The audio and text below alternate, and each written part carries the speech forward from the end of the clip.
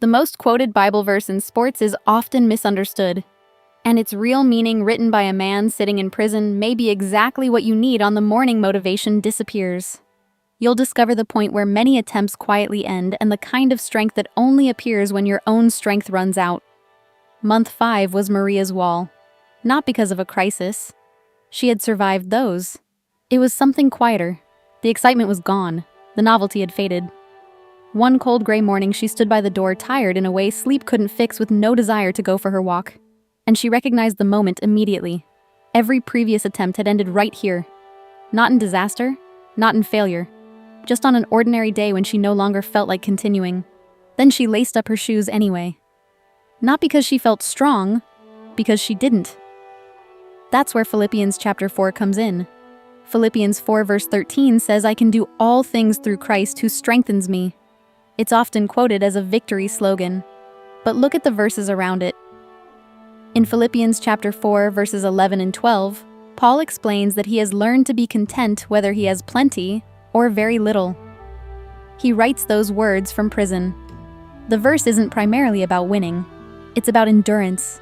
It's about a strength circumstances cannot take away. Standing at the door, Maria whispered a simple prayer. "Lord, I have nothing left.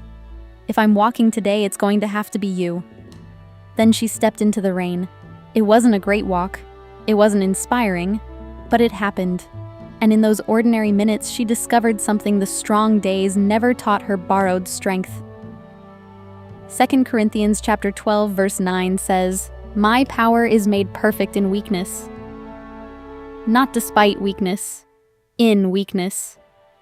The empty days are often the days that teach the deepest lessons.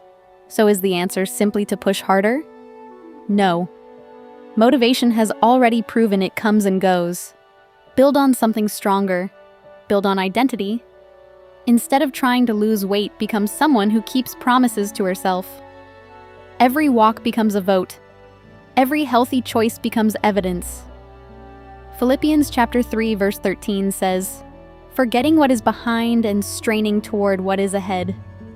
Past failures do not get to decide future possibilities.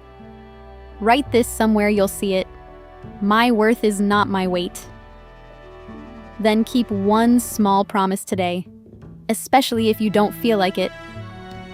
Because sometimes the greatest strength appears only after your own strength has ended.